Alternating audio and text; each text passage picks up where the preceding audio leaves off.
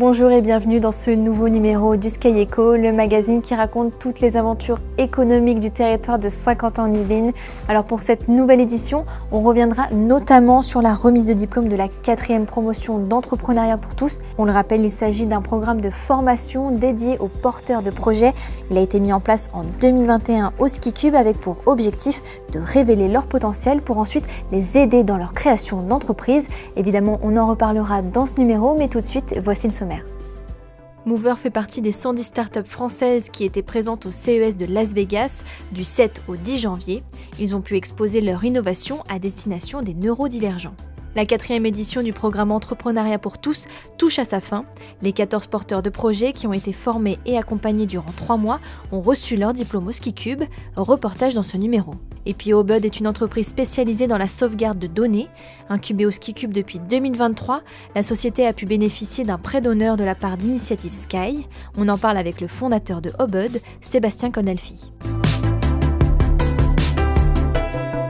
C'était l'événement à ne pas manquer pour les amateurs de l'innovation. Cette année, le CES de Las Vegas a eu lieu du 7 au 10 janvier. Et parmi les 110 startups françaises qui étaient présentes sur place, il y avait Mover. On est allé à la rencontre de son président Emmanuel Icard et il nous a raconté son aventure américaine. Cette technologie-là, en fait, va vous permettre de conserver vos lunettes de correction de vue, si vous en avez, et de commencer la rééducation dès l'âge de 5 ans. C'était assez intense, comme on a eu la chance d'être sélectionné par la région Île-de-France pour représenter la région sur le Reka Park dans le pavillon France de Las Vegas. Nous, on y allait pour trouver et des partenariats sur des écoles et le milieu institutionnel plutôt aux États-Unis, et aussi trouver des financements. Je dirais que là, à l'instant T, on a à peu près une toute petite centaine de contacts vraiment thématisés sur ce qu'on cherchait. Mover, en fait, c'est un produit qui a pris 4 ans de recherche et développement avec une orthoptiste en particulier avec qui on a travaillé. Et l'objectif, en fait, c'était de trouver de nouvelles façons de faire de la rééducation des troubles du neurodéveloppement. On entend par là troubles du spectre de l'autisme, de la dyslexie, dyspraxie, troubles des coordinations, de l'attention, enfin un ensemble finalement de pathologies qui n'ont pas toujours besoin de rééducation, mais par contre, quand il y a besoin de rééducation, on a besoin d'outils pour. Dans les gènes de Mover, il y a le gaming. Le gaming, pas juste parce que c'est un effet de mode, mais c'est aussi parce que la dopamine permet d'accélérer la motivation du patient. Mover combine ça avec une technologie qu'on avait développée chez Skyone Portal, de réalité virtuelle sans casque. Cette technologie-là, en fait, va vous permettre de conserver vos lunettes de correction de vue, si vous en avez, et de commencer la rééducation dès l'âge de 5 ans.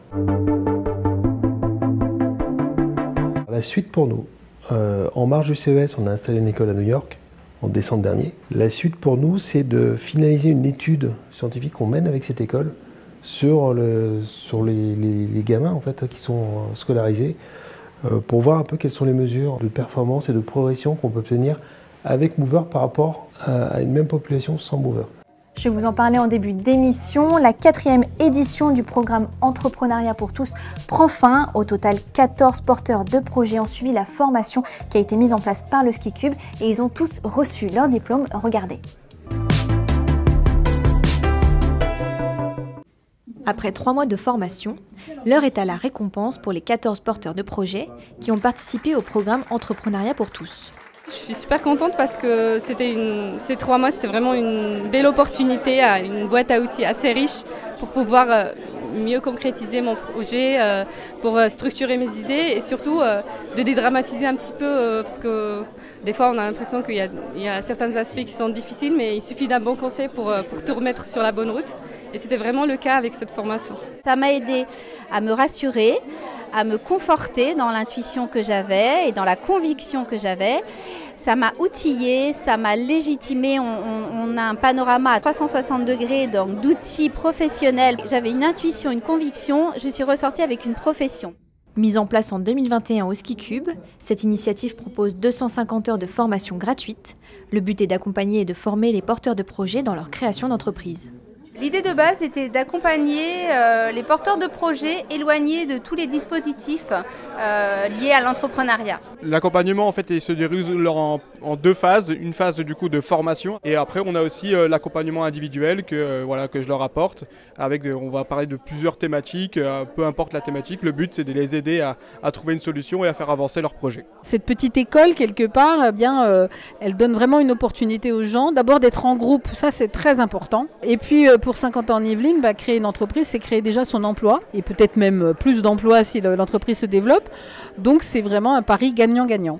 Depuis le lancement du programme, une cinquantaine de porteurs de projets ont déjà été accompagnés et cette année, 8 entreprises ont pu être créées.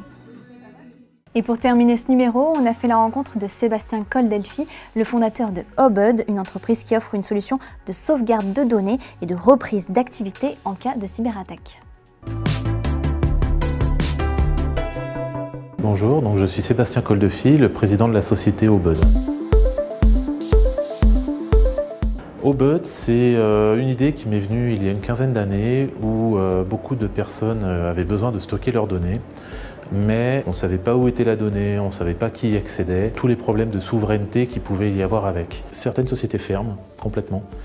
Il y a 25% des sociétés qui sont attaquées, chiffrées, qui ne peuvent pas récupérer leurs données, qui ferment complètement. Et c'est pour ça que j'arrive avec cette solution, c'est pour permettre au commun des mortels qui ne veut pas trop rentrer dans la technique de s'en sortir. De là, on a découlé une idée où on permettait aux clients de devenir souverain de son cloud. Techniquement, comment ça fonctionne? En fait, je mets en relation tous les dispositifs qui permettent de constituer le cloud. Et donc, la donnée, on intègre chez chaque client, qui fait que si jamais il y a une déconnexion Internet en local, il est toujours possible de continuer de travailler, d'accéder à ces données et de faire ce qu'on veut avec. Si on compare, un data center, c'est un peu comme un seau d'eau où tout est réuni en même temps et au même endroit. Notre offre d'entrée de gamme est à 1 Teraoctet de stockage pour 2 000 € et chaque Teraoctet supplémentaire coûte 1 000 €. J'ai eu la chance de passer devant un concours fin décembre pour juger de la qualité d'Obud et de ce que j'apportais en général à la communauté d'agglomération. Suite à cette interview devant un jury, j'ai pu obtenir un prêt d'honneur qui me permet d'avoir une trésorerie plus robuste et donc de mieux voir venir 2025. L'objectif futur de l'entreprise, c'est de l'international, de permettre à chaque État d'avoir leur cloud souverain sur la base des clients. Idéalement de rentrer aussi dans les collectivités locales pour permettre à la France d'avoir son propre cloud sans se baser sur un prestataire externe, pousser encore plus sur les TPE-PME et il y aura sûrement des grands groupes qui vont être intéressés de constituer leur propre cloud sur les différents sites qu'ils peuvent avoir. On termine avec l'agenda. Ce mois-ci, ne manquez pas la rencontre info. Quelle sera la loi de finances 2025 ? Cet atelier aura pour but de faire un point sur l'actualité fiscale et économique. Il aura lieu le vendredi 31 janvier de 9h à 10h30 au Ski Cube. La rencontre info sur la qualité de vie et les conditions de travail. Quels sont les leviers d'action prioritaires et comment créer un cadre de travail propice au bon développement de l'entreprise. L'objectif de cet atelier sera justement de vous donner des réponses à ces questions et de pouvoir transformer durablement votre entreprise. L'atelier est prévu le 4 février de 9h30 à midi au Ski Cube. L'entrée est gratuite et sur inscription. Voilà, c'est la fin de cette émission. Merci de l'avoir suivi. Nous, on se retrouve dans 2 semaines pour une nouvelle édition. À très bientôt sur TV78.